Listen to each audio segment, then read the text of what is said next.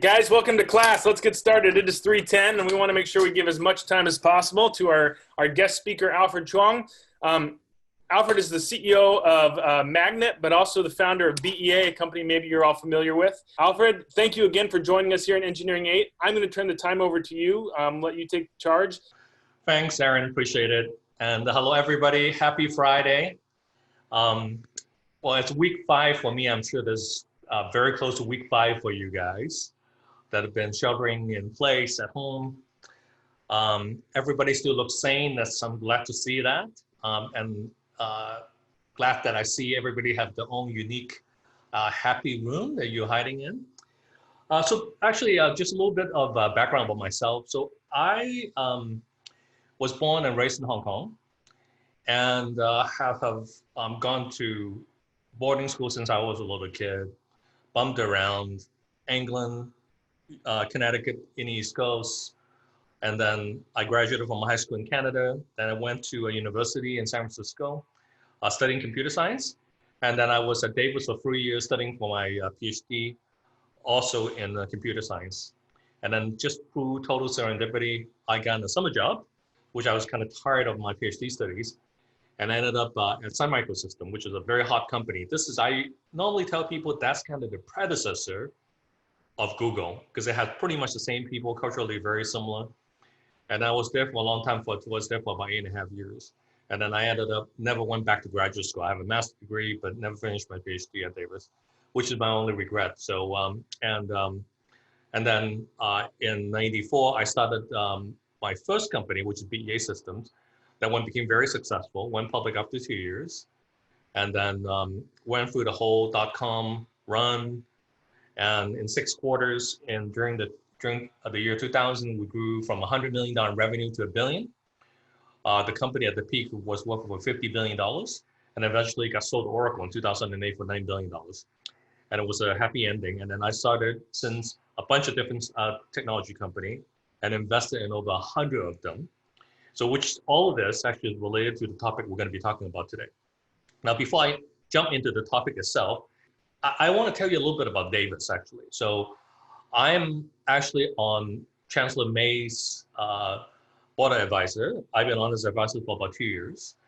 So I'm quite close to the school with a long absence. And before that, I spent about 5 years and still on Dean Curtis's engineering board advisor. So I've been participating in a bunch of activities in the school and coming back to the campus a lot. It's a beautiful place. I really miss my time living in Davis. But I want to tell you how unusual and a critical place Davis really is and how lucky we are. So I've been sending some texts back and forth with Chancellor May this week and last week. And just checking in on him, see how he's doing, see how his wife is doing. And in those texts, I asked him, so how's everybody? And he said, there's still about 800 students that in dormitory or in apartments that UC Davis is still sheltering for them because they really have no other place to go. And that's really is very unusual. You know, most of the other UCs, let alone other private universities, have all sent everybody home. So I thought, you know, we really did a very unusual thing for our students. We really there for them. And the other thing is UC Davis is a very unusual school because it has such a wide variety of subjects that you can study. It's a very large school for sure. We have a medical school, we have a hospital, we have a primary center, and we have a very large engineering school, a very successful one. And we have a very successful agricultural school, the world's leading, the world's best winemaking school, the world's top vet school. We have a graduate school for nursing that's well-renowned in every aspect. But when time like this, it really comes in handy. I just want to give you some idea. So this week, I don't know if you read the news. So Gillette Sciences were actually doing clinical trial on a therapeutics for COVID-19 at our UC Davis Hospital. And it was the most promising drug, and its result was astonishing. So we're starting to really see light at the end of the tunnel for helping the people that actually contracted the virus. And if you might not know, we're the very UC Davis Hospital, the very first hospital in California that admitted the very first COVID-19 patient and put the patient into ICU as well. So it's a very unusual place. I mean, we're going to look back. I know all of you are undergraduates, I heard. So for such young age, you're going to have an experience of a crisis like no other one that we have seen for over 100 years. And you're going to say, well, why would I want to experience that? So in a minute, I'm going to go through why that's the case. There's actually a set of goodness that will come out of this, especially folks that are interested in founding your own business. You can have probably the best idea. Now, anyone who's taking this class obviously have interest and have ambition to do your own thing. Otherwise, there's no reason to even take this class. Not just because some of you are science students, but any major that you're in. If you want to become an entrepreneur, that means you believe in yourself that you can do something nobody else can. So that's the most critical. If there's a will, there's a way, and we can get it done. But what's even more critical for us is going to be timing.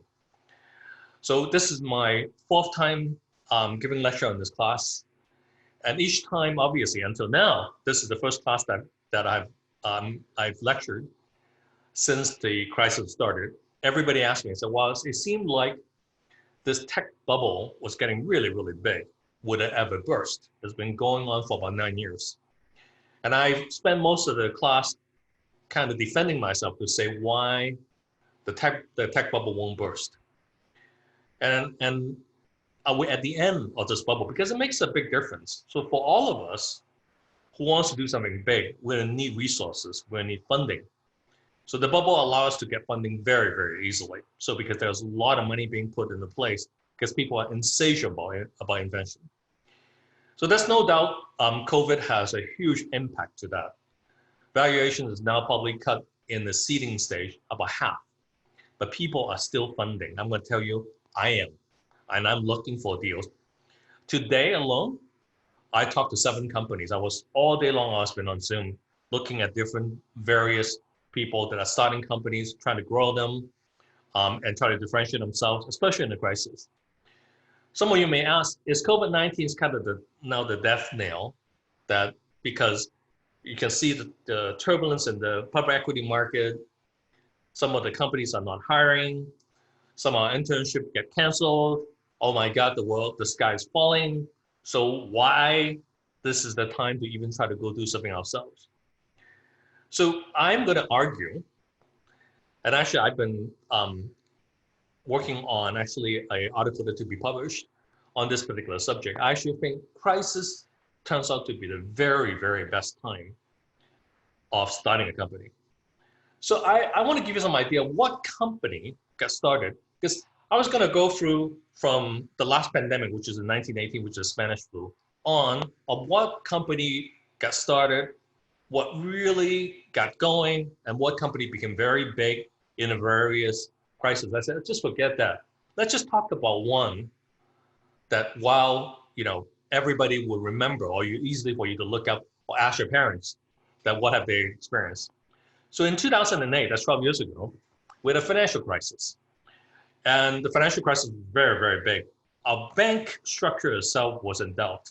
So some of the bank was imminently was going out of business. Some of them actually did. Bear Stearns did, Lehman Brothers did, they all went out of business, and a bunch of other banks.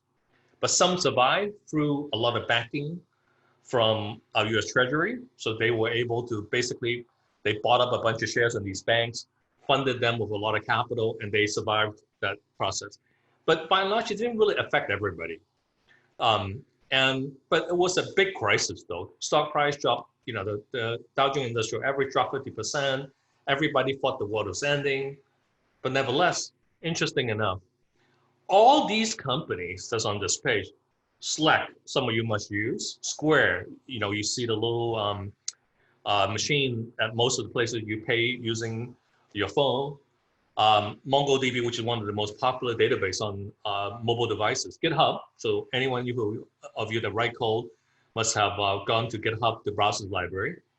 Lyft, Uber, Nutanix, Airbnb.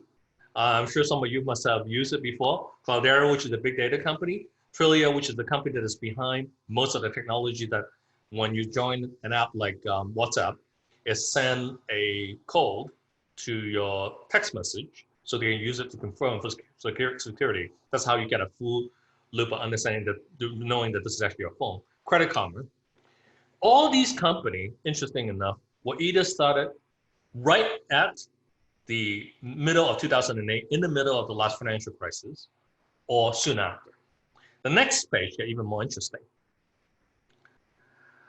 These three companies I know really well. So, and this is a very important slide. So I want to give you just a view. Now, this is when the world thought financially, we have ended. That's the end of good times for everybody. Turned out obviously not the case. The boom basically returned shortly after 5 years. But these companies were literally started like within days after Lehman Brothers and Bear Stearns went out of business. So Lyft, and now that these numbers called pre and post, I want to explain to you a little bit. Those are critical things to know as an entrepreneur going to start raising money to fund your venture. So in the middle of 2008, Lyft, which is now worth about $7 billion, trading publicly on NASDAQ, its seed round, it went to its first investor looking for money, exploring this idea to replace taxi. And actually, the original business was slightly different, but eventually 3 or 4 different ideas later, they pivoted into solely focus on replacing the taxi, and then eventually only for the US market. So they were able to raise $1 million on $3 million pre-money. What does that mean is, that is before you have the $1 million investment, it's called pre-money. So after the investment is called post-money. So that means for $1 million in 2008, right at the crisis, someone bought a third of Lyft. And similarly for Credit Karma, which is a company that was sold last year to Intuit for $7.1 billion. So Credit Karma raised about $1.5 million on $3.5 million pre, $5 million post. So it's very similar. So for $1.5 million US dollar, someone acquired a third of Credit Karma. And you could see if they hung in there and they continue to do the pro rata investment, which is other investors get in. So if you keep putting more money, you don't get diluted, right? You still own 1/3. Somebody could have made $2 billion out of an original $1.5 million investment. Twilio, the company I talked about, was even worse. It was $1.5 million on the $2 million post. So they sold most of the company, a big chunk of the company, for basically $1.5 million. So all of these great companies were started in a crisis. So you're going to ask to say, why is that the case, right? Could this actually happen in normal times? Of course it can, right? That's just by statistics. If you invest enough and there are enough good ideas, you can pick them out of it. But I'm actually on a slightly different thesis, which might be very interesting for you guys. I actually believe what happened is when there's a crisis, when a crisis happens, people will think very, very differently, especially if it's a big one. This one is super big because it's a health crisis and affects everybody. Regardless of how wealthy you are, what race you're in, location you're in, everybody can get it. So it's a fully democratized crisis that anybody's affected, everyone's affected. So in that case, you pretty much can imagine, which I know is definitely is going to be the case. I'm going to give you some example. That the world 10 years from now, in 2030, is never going to look anywhere like the world that we're in today in 2020. Many things are going to change. Some very interesting example that I personally have experienced just within what happened in the last 5 weeks. So I thought I have a sty eye on my left eye. Turned out it wasn't the case. Turns out I was just allergic to some of these medicated drops that I was putting into my eye for glaucoma. And I couldn't go see the doctor. The doctor, my ophthalmologist, won't see me. But instead, now this is not legal under today's HIPAA compliance for healthcare. My doctor said, "Why don't you send me a picture and with a link on Google?" So I took out my camera. I first used my iPhone. It wasn't good enough, so I took out my DSLR, and then I got one of these close-up lens. I took a bunch of pictures of my own eye. Actually, it was pretty cool. And then I put it on Google and then sent a link to my doctor. And my doctor said, no, no, no. I think you're allergic to this drop that I give you. Let me prescribe this ointment. So I went and got the ointment. And then within 2 days, I was good. And I said, so I wrote an email back to my doctor. I said, is that legal? He said, forget legal. That's all out the window. We do whatever. It's for survival. For sure, I'm not going to come to the clinic to see you. You don't want to come see me. So what else could we do? So telemedicine is now being practiced in a way where we never thought we would ever do it, right? It's not because people can't see you. So you can only think what will happen to our world 10 years from now. The frontline doctor's role is going to change dramatically, right? And the other thing is, some of you must be working on robotics or robotics-related things.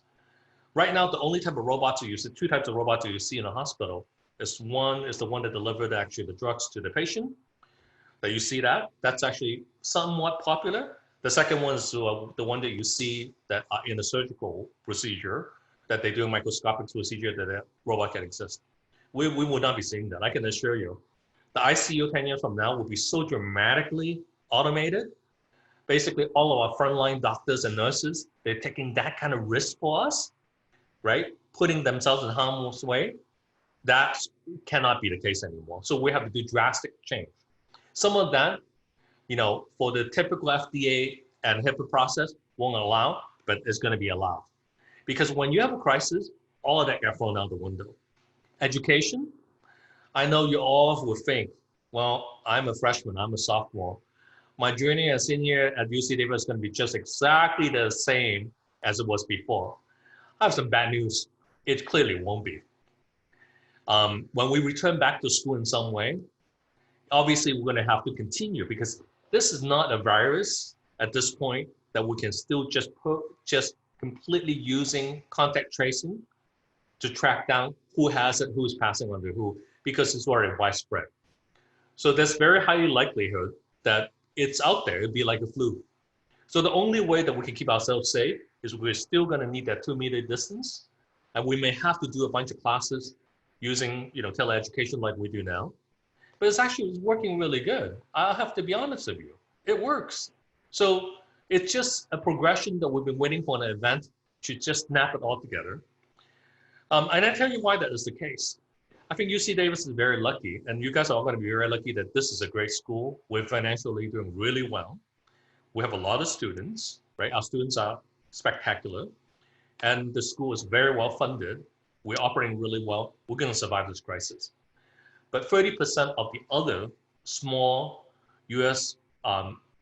Institution, college institution, purely just won't survive. I think they're going to go out of business. And they've been waiting almost that this event like this may happen, that people may not be able to go back to the dormitory. People may not need that campus. And they already don't have that kind of scale in the first place. That's going to hurt them. And consolidation in the college business is going to happen. It's just the way it's going to be. So teleeducation is going to be part of our life. So let alone you can imagine the kids that are younger, forget high school, but you talk about grade school or maybe in kindergarten, where it's difficult to instill these kind of sanitary ideas into them for them to prevent themselves from getting the virus. I can only see that that's going to take even a longer time for that to snap back to normal. And what would a new normal actually look like for them to get educated? I already heard from some friends that are teaching at Stanford that they're going to be doing a lot of virtual labs. Even for chemistry, they're going to be doing a lot of modeling-based laboratory instead of all using physical chemical. Obviously, that won't replace everything, but it will certainly reduce the traffic in a laboratory that we will have enough distance to feel safe to go back to the actual physical lab itself. So don't think this will ever go back to normal, but it creates a huge opportunity for entrepreneurs to think what the world actually will look like 10 years from now. So this is a very interesting illustration. And what will happen after the crisis is this growth is even going to be even more exponential, because now it's all about the data. This project that Apple and Google is working on, it's all about tracing data. So it's controversial because it's whatever they do, people don't have enough confidence to say it's going to be totally private. But to save life, we may have no choice. So the world's most valuable resources used to be oil, right? And it's controlled by a few countries. They think a whole money comes out, right? And that's the resource that we use to power just about everything. But it's no longer the case. Now the most valuable thing is actually data. The next slide, please, Sam. You look at in 2008, so I keep going back to 2008, because that's the last crisis, which is irrelevant to you. So your crisis is 2020. That's a year mark. So you'll be talking about 2020 a lot, not just for your interest to become an entrepreneur, but you'll be telling your children and your grandchildren a lot about 2020, because that will forever change your life. You look at the company in 2008, the most valuable company in 2008 was ExxonMobil, okay? They're worth $452 billion. Now Apple actually, technically, this data is a little older than 18. In 2020, after the Dow Jones Industrial Average had lost 20%, is worth $1.35 trillion, okay? So it's nothing. Oil company is nothing compared to data company. You look at the most valuable company, Apple, Google, Microsoft, Amazon, Tencent, all Facebook, Alibaba. So data company are the most valuable company. It doesn't matter what you're interested in. For all 110 people that are in this class, everything that you touch is going to be so data driven, because that's survival, right? And that's one differentiated advantage that we have as humans. We advance to a point where we can use data to make decisions that are better than anything. We are so insatiable about data that this is going to continue to be even more so. Let's take a look at some of the areas that I kind of mentioned a few of them that are specific about that post-COVID-19s that clearly have to be changed if you look out 10 years. So I am a firm believer that if you really, really want to be able to generate, this is what people talk about, the shift of the wealth. You really want to talk about how wealth will be shifted. We'll be going into these kind of areas. So these are my personal pick. One is obviously cloud and continued decentralization of data, because every aspect of it now is going to be highly driven by the health data itself. We may have, the health data itself may be a black hole, that we only have understanding of what the data is and what it's leading to geographically, but we may not know what's actually, what person owns what data, but I think that's okay. Still, I think the where we're at now is the cloud, and also what kind of things we're going to put in on the cloud will be going even further. I mean, just look at, can you imagine what our life would be like if the past decade of innovation and technology didn't happen? You're trapped inside your room. What if today that we don't have Dropbox, we have no Box, we have no Zoom, we have none of this stuff, right? By the way, none of these companies existed in 2008, none of them, okay? What would life be like if we don't have Google, okay? And the whole Google G Suite. What would life be like? Life is even going to be so much more miserable, right? No TikTok, no Facebook, no Instagram. My God, I mean, like, no Netflix. I can't even imagine, no Spotify. Every company I mentioned was post 2008. So you can see the impact of what the people that were that smart back in 2008 invented all the stuff that we now are solely relying on in 2020. So our job is going to think out of the box to think what's the world's going to look like in 2030, and come back to say, what are these kind of technology will have to be in place for us to drive that in 2030, that you look back and say, thank God some of us really put our brain to work and then we invent all these things. Remote everything is going to be even more critical going forward. Just, I can tell you about one thing. Almost all of the Silicon Valley startups are now debating on one subject, which is how do they get out of their lease? Because they just don't see themselves going back to the office at all, let alone May 4th this year, maybe next year, because they don't see the need. Their productivity is very high. The general survey of these tech companies, especially software companies, they will maintain 80% plus productivity now that they don't actually see each other face to face in the office. So why would they go back into a room that they will have no way but to keep 6 foot distance from anybody? They know they won't. So more remote technology is going to be super critical. Collaboration, whiteboarding, right? Virtual reality, augmented reality is going to be huge going forward. Everyone's going to be working from home. And now we have to rethink what kind of technology, what software will have to be redone that really are catered to the user. We no longer can have systems that cater to company anymore because company is now distributed. And it's functioning, right? Drug companies are functioning. Pharmaceutical companies, drug companies are functioning. Manufacturing companies are functioning. A lot of companies continue to function, right? Amazon continue to function. A lot of it is because of the systems. Obviously, human involvement in delivering that last mile delivery is still critical, but that's huge. Telemedicine, teleeducation, banking and finance. That's actually a very interesting topic also. So one of my area of interest is looking at, if you look at what happened in the past 12 years, is very interesting.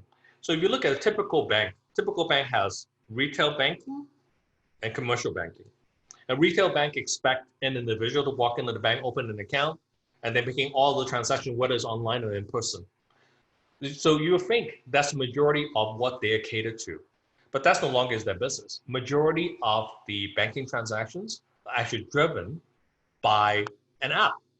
So an Uber driver sign up to be a driver. The first thing they do, they want to open a separate bank account because they want to put all their 1099 earnings into a separate account. And also then products like 5% pre-tax earnings for savings could be offered to those people.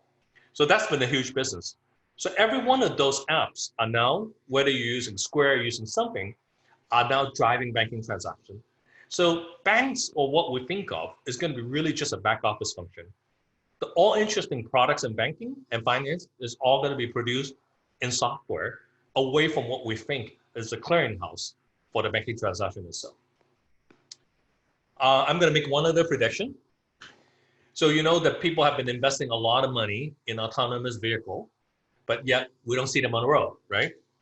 You know, where I live, you see them being tested, but you will have a driver and a co-pilot that with a computer open that they're logging the data, but nothing is even put in use. I can tell you, the amount of testing they're doing now is huge because there are no human-driven cars on the road.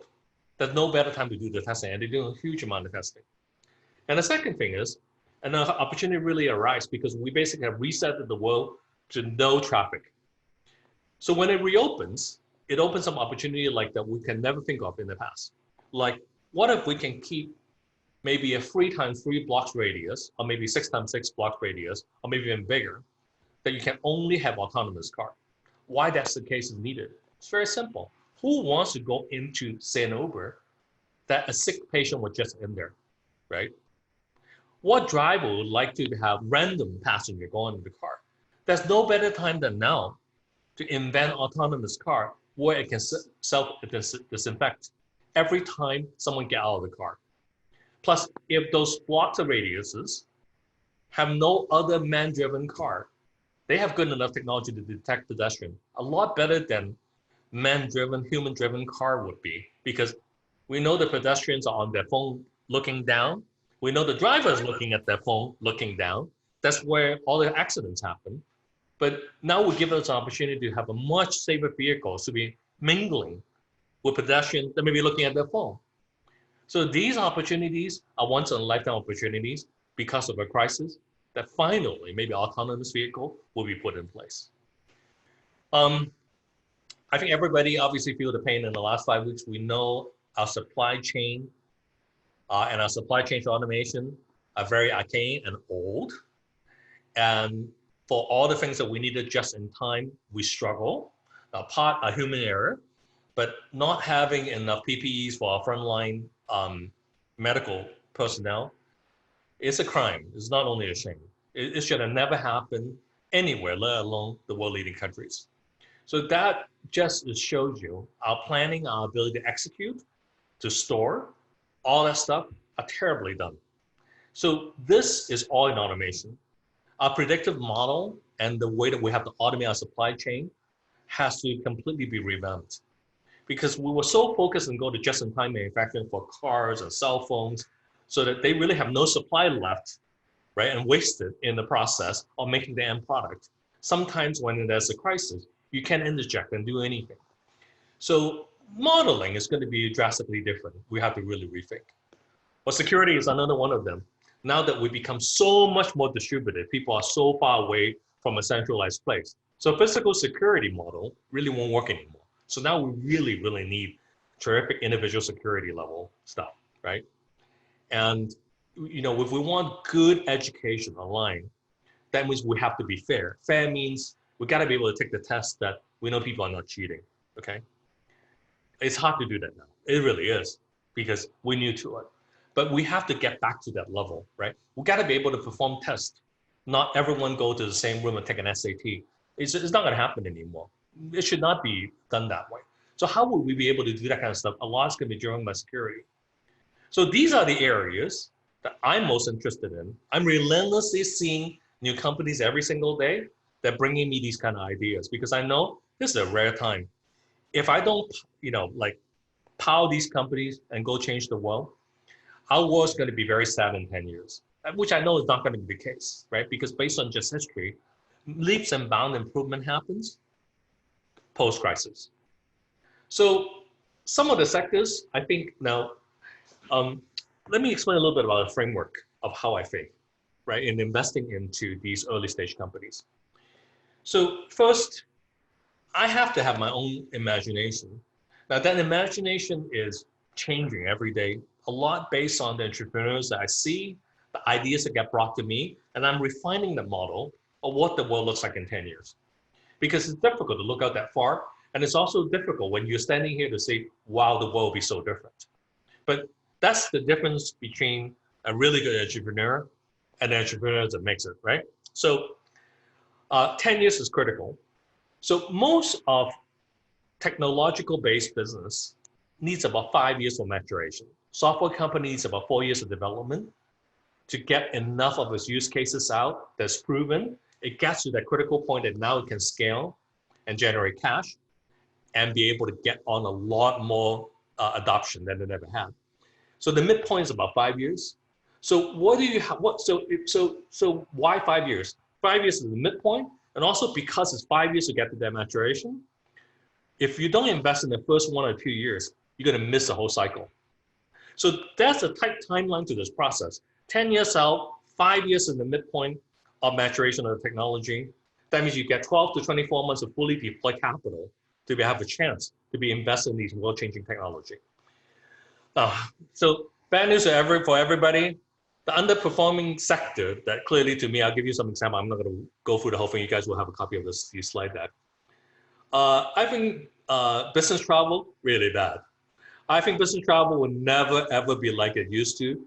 And in some ways, thank God, now a lot of unnecessary business travel, boondoggles, I call it, are now gone. Because there's just no need to do that kind of stuff, right? And some even leisure travel is never going to be the same. People say, oh, we're just going to go back and go on the cruises.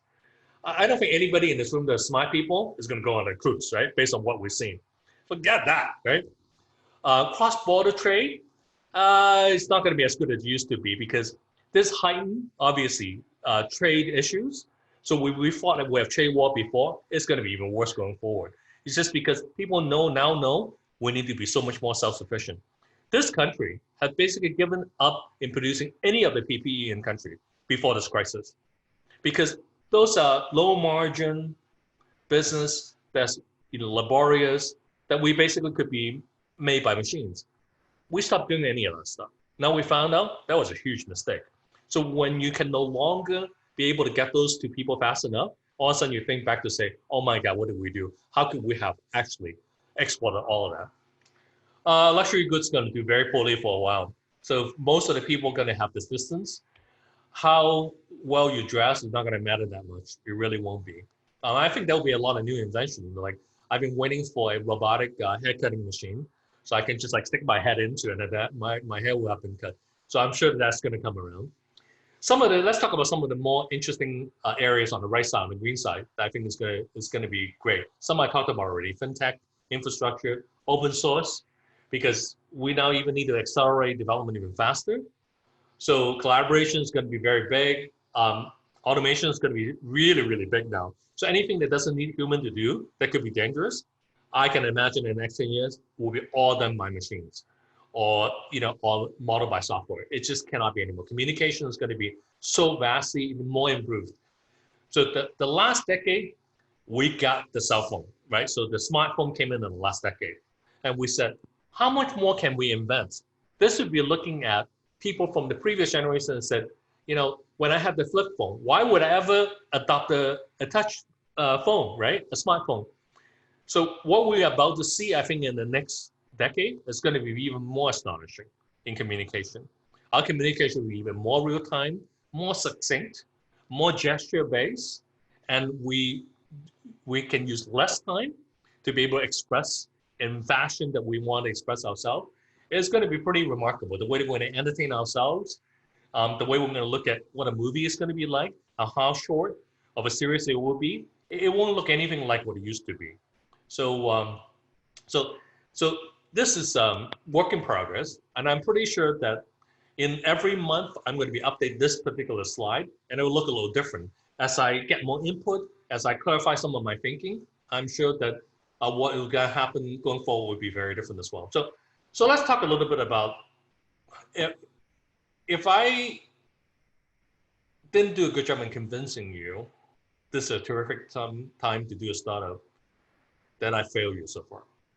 So, but if you subscribe to what I just talked about and believe that crisis, based on data, okay, and it's even astonishing if you look at the year 2000 dot-com bubble bursting crisis, and what company got started after that was even more astonishing. So just to let you know, there was a company called Webvan that was started in 1998. Get to the peak value was huge. I think they were worth 60 or 70 billion dollars in 2000 and totally went bust. Webvan was a combination of Uber Eats, Instacart, Grubhub combined. But the timing was terrible. The timing wasn't there yet. But this time around, all of them became really big and something that we solely depended on for survival. So timing is crucial. So in this journey, right, I think the startup scene is really super vibrant, even in the crisis. Obviously, I'm starting to see in the very beginning of the prices, what I talk about, the pre-money and the post-money. The pre-money and the post-money are definitely getting cheaper.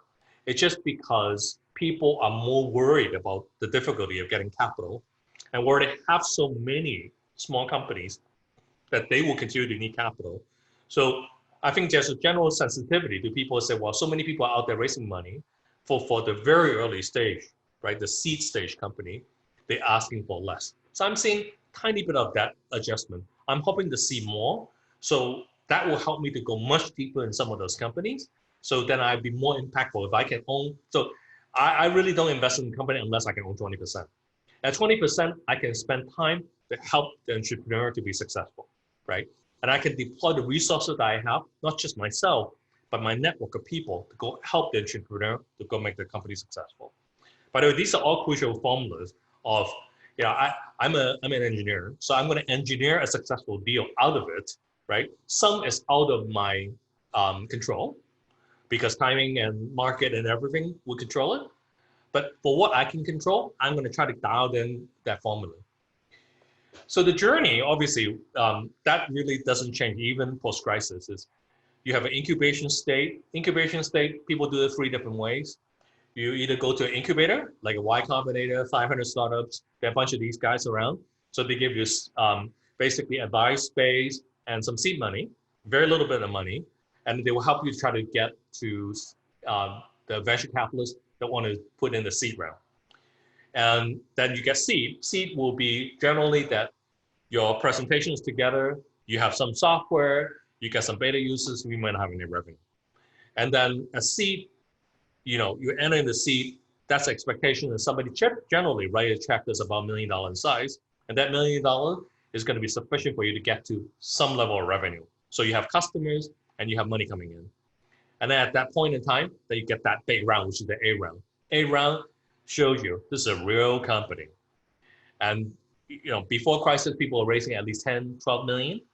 right? And they were at $50 million post-money valuation. So now maybe less, but maybe 5 million, maybe smaller in valuation. That's an A, but that's become a real company. And then at B, C, D, E, those are all scale. So how much money can I put into to scale the channel to grow the business itself? And eventually, whether an IPO or an acquisition, they get exited out of the business. But that's the journey, right? So this is critical because I've explained the journey because also the 10 years game. So if you look out 10 years, company needs 5 years in the middle mark to get mature. So if you invest in the first 12 to 24 months, so eventually it will be able to exit, hopefully between the 5 to the 10 years time frame. So what really matters? So I was saying, cash is king. So every startup, you go raise that money, don't flaunt it and do stupid stuff with it. Don't go get a fancy office, okay, and an expensive computer. None of those things matter, right? It's how much your customer love your product matters. Cash used to be king, now it's King Kong. So, because that's the lifeline of any startup. No cash, there's no going forward because we have to be able to support a living to focus in building great stuff. So that's why I always are watching my own entrepreneurs that I funded. Are they living a good life, right? Are they focused to be able to continue on the innovation? Will they be able to battle out when the time is rough, the water's rough out there? Can they get through that? And then how fast can you get momentum? So this time frame continue to get compressed. It's just because it's easy to build. Now in software, we have open source libraries, so we don't have to build everything out ourselves. We don't need a data center because we can just put it on the cloud. There's AWS, there's a bunch of other services. They're cheap, we rent it, right? So when you go to market, there are ways to go do seeding to get your initial set of customers. So, but to ramp momentum, especially user adoption, is going to be the most critical thing. So anything that you want to get started, you must test the idea as soon as possible. Engineers have a tough time. They say, well, it's not perfect yet. I need to do more. I need to do one more revision. I need to write a little bit more code. Stop. That's not the world we're in anymore. Be able to iterate and test and improve. Test and improve is going to be very crucial. And one thing I have to tell you, people think this is not about money, but in some way it really is. Because when you have a liquidity event, the sweat and the regular equity that you put in, that you actually own in a company, it's like an experience like any other. It might not bring happiness, but it sure brings freedom. Because at that point, if you're landed with a liquidity event on equity, you can do whatever you want. And for some people, incredible entrepreneurship is not a single round.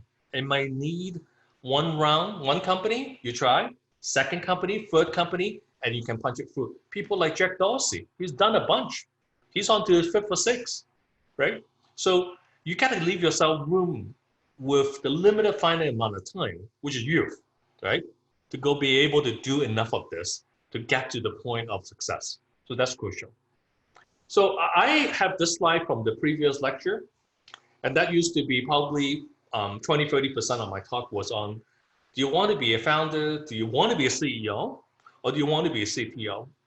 So in the old context, we have a lot of these lectures. Now, in a crisis, we don't really have the luxury anymore because now we're in compressed resources. We don't have that kind of money to go hire a person to do public relations, to do a person to do head of engineering, head of product, to be a CTO. We're now going to be looking at just the minimum necessary amount of people to be able to start a company and get it going. This is interesting.